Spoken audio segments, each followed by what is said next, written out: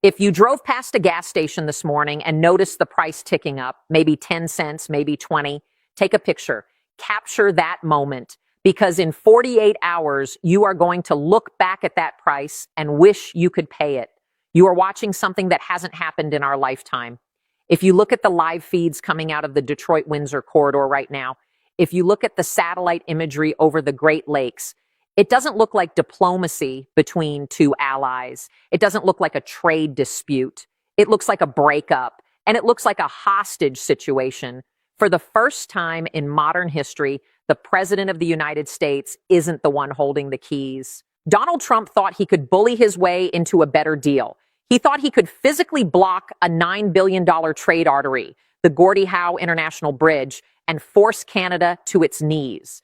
It was a classic strongman play. It was loud. It was aggressive. It was designed for the cameras. He wanted the visual of American strength, but he made a miscalculation, a fatal one. He forgot who fills the tanks in Michigan. He forgot who keeps the lights on in New York.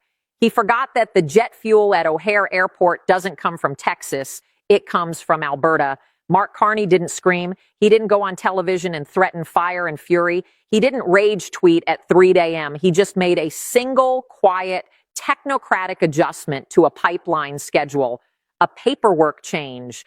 And now the entire American Midwest is staring down the barrel of an energy crisis that could triple your gas prices before the weekend is over. We are going to walk through exactly what happened in the last 24 hours. We are going to show you why the White House is currently in a state of absolute behind-the-scenes panic, and why this specific move by Canada marks the end of the American era as you know it. This isn't just about gas. This is about power. And for the first time, the power has shifted north.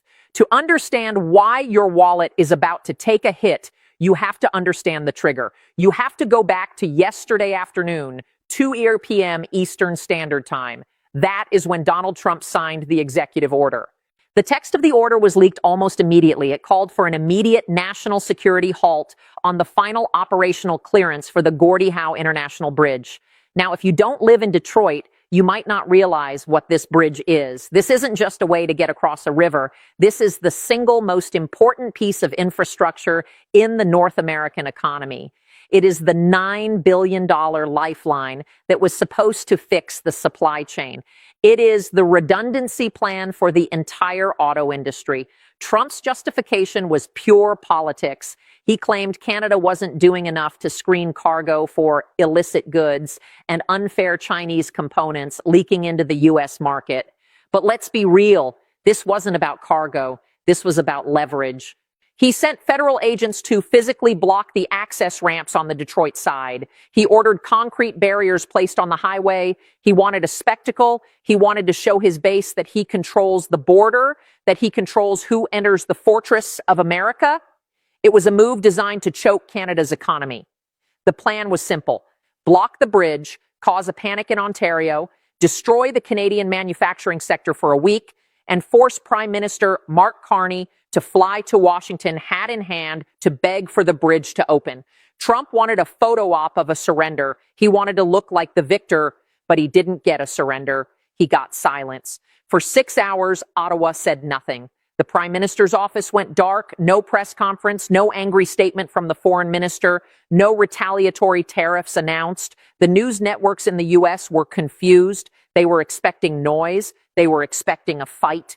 Then at 8:00 p.m., the ground shifted. Sensors on the Enbridge Line 5 and Line 78 pipelines.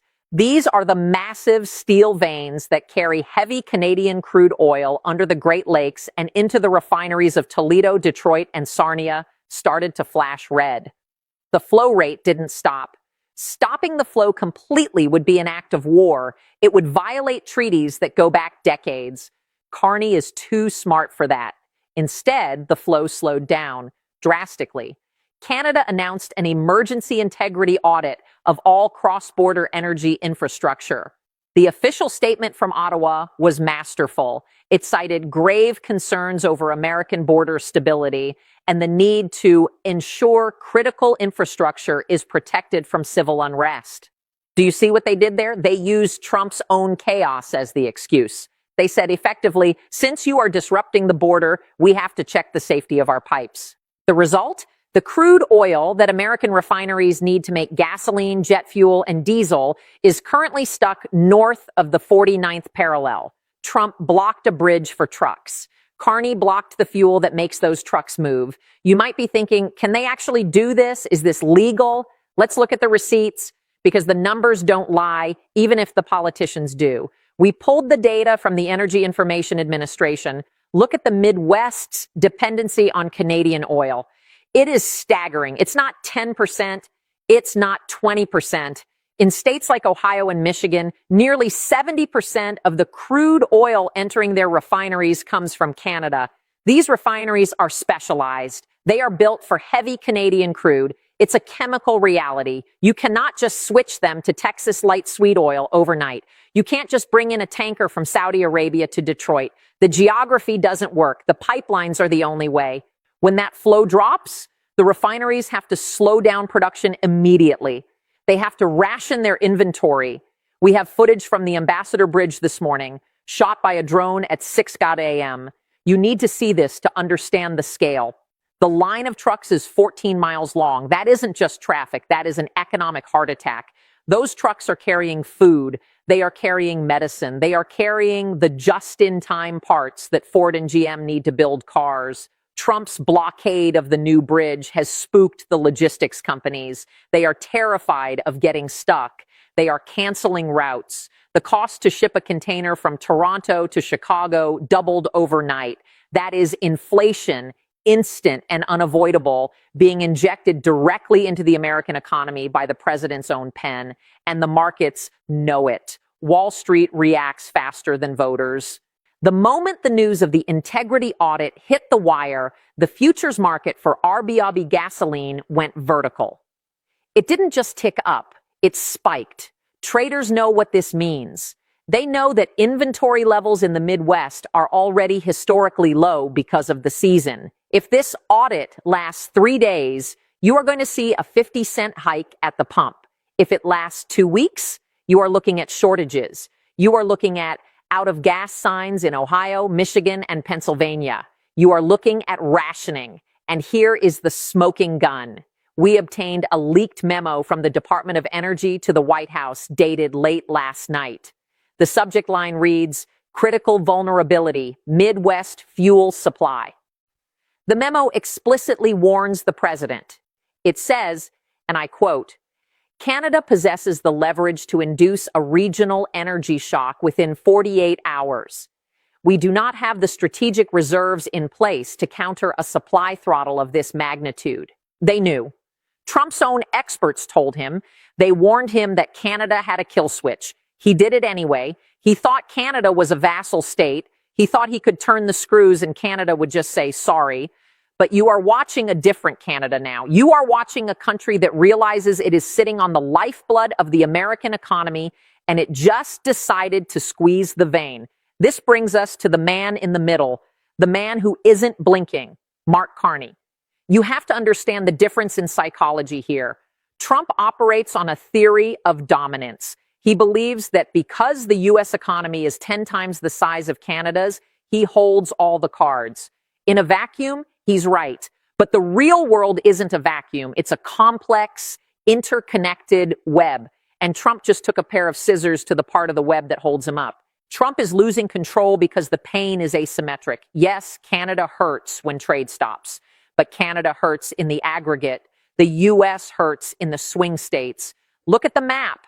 Where are the refineries that are running dry right now? Ohio, Michigan, Pennsylvania, Wisconsin. These aren't just random states. These are the states that decide elections. These are the states Trump needs to hold his coalition together.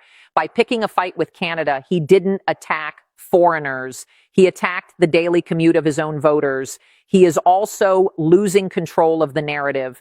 Usually, Trump thrives on chaos. He creates a problem, blames the other side, and then claims victory when he solves 10% of the problem he created. But this time, the cause and effect is too clear. He signed the order to block the bridge. The gas prices went up. He can try to blame Carney. He can try to blame the globalist agenda. He can tweet that Canada is being very unfair. But when a truck driver in Detroit can't fill up his rig, or when a nurse in Toledo is paying $9 a gallon, they don't care about the tweets. They care that the pump is empty. And notice the silence from the Republican governors in the North. They aren't backing the president. They are panicking. The governor of Ohio was on the phone with Ottawa this morning, not the White House, Ottawa. That is a loss of control. When U.S. governors are bypassing the president to negotiate directly with a foreign leader because they view the foreign leader as the rational actor, that is a collapse of federal authority. Mark Carney knows this. If this were Justin Trudeau, we might be seeing an emotional appeal. We might be seeing talk of friendship and history. Carney doesn't do that. Carney is a central banker. He thinks in terms of risk, assets, liquidity, and leverage. He views political capital the same way he views financial capital. His move to audit the pipelines is brilliant because it is defensible. He didn't say, I am embargoing the United States. That's illegal under trade treaties. That breaks the USMCA. He said, we have safety concerns. How does Trump argue against safety? How does Trump argue against integrity checks? He can't. Carney used the bureaucracy as a weapon. He wrapped a chokehold in red tape. This is a totally different kind of fight. Trump is fighting a culture war. Carney is fighting an economic war. Trump wants to win the news cycle. Carney wants to reprice the relationship. By touching the energy sector, Carney is sending a message to the real power centers in America. He's not talking to the MAGA base. He's talking to Exxon. He's talking to GM. He's talking to the commodity traders in Chicago. He is forcing American business to call the White House and scream, fix this now. Carney knows that Trump can ignore a diplomat, but Trump cannot ignore a 20% drop in the stock market. And if the Midwest runs out of energy, the market will crash. This is what competence looks like in a crisis. It's cold. It's calculated. It's incredibly dangerous, but it is effective. Carney isn't trying to be liked by Trump. He is demonstrating that Canada is not a nice-to-have partner.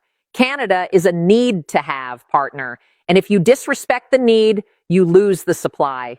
Let's zoom out for a second, because even if this bridge opens tomorrow, even if the oil starts flowing again, something fundamental has broken. You are watching the end of the special relationship. For 70 years, the U.S. and Canada were basically one economy with a line down the middle. We didn't worry about the border. We didn't worry about energy security from the north. It was just there. It was automatic. Trump has broken the automatic, and Carney is showing you the new reality. The new reality is that Canada is a sovereign nation that will use its resources as leverage. What does this mean for you? It means the era of cheap, reliable, invisible trade is over. If Canada decides to pivot, really pivot away from the U.S., the cost of everything in your life goes up. Not just gas, lumber for your house, aluminum for your car, fertilizer for the food you eat, potash, uranium, fresh water. Canada controls a massive percentage of the raw materials that build the American lifestyle. If they decide that the U.S. is an unreliable partner, they will sell those resources to Europe. They will sell them to Japan.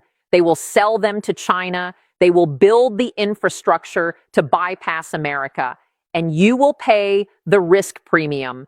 Every time you buy a 2-4, every time you fill up your tank, you will be paying for the instability that Washington created.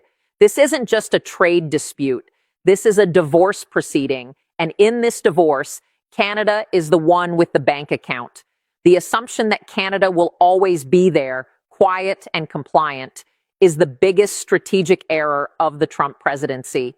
And you are watching the correction of that error play out in real time on the gas price sign down the street. So where does this go? We are in dangerous territory. There are 3 ways this plays out. Scenario A is the quiet fold. Trump realizes he stepped on a landmine. He can't admit he was wrong. He never does. So he'll declare victory over something irrelevant. Maybe he claims Canada agreed to new inspections or better lighting on the bridge. He quietly reopens the lanes. Carney finishes his audit and the oil flows. Prices stabilize, but the trust is gone. The damage is done. This is the most likely outcome, but it leaves Trump looking weaker than he has ever looked. Scenario B is escalation. Trump doubles down. He sees the gas prices rising and his ego can't handle the humiliation. He seizes Canadian assets. He threatens 100% tariffs on everything. If he does this, Carney won't just slow the oil, he'll stop it. He will invoke force majeure. The Canadian dollar might take a hit, but the U.S. economy goes into a recession immediately. This is the scorched earth scenario. Scenario C is the corporate coup. American CEOs, terrified of the disruption, force the Republican Senate to intervene. They threaten to withhold donations. They turn on Trump publicly. This would be the end of Trump's control over his own party. But here is the scary part. Leaders usually de-escalate. Leaders usually look for the off-ramp. Trump doesn't do off-ramps. And Carney has decided he's done being the nice guy. We are staring at a game of chicken between a maniac driving a semi-truck and a technocrat controlling the traffic lights. And right now, the lights are all turning red. This is the new world. It's sharper, it's more expensive, and it's much more fragile. Trump blocked a bridge to show his strength. Instead, he exposed America's weakness. He showed the world that without Canada, the American engine starts to sputter. Carney didn't start this fight, but he is finishing it. And he's doing it by hitting the one place Trump cares about most, the economy. The question you have to ask yourself is this. Do you think Mark Carney is bluffing, or are we about to see what North America looks like when the lights actually go out?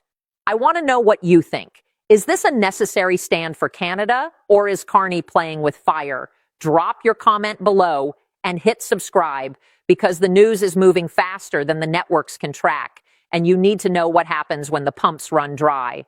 I'll see you in the next one.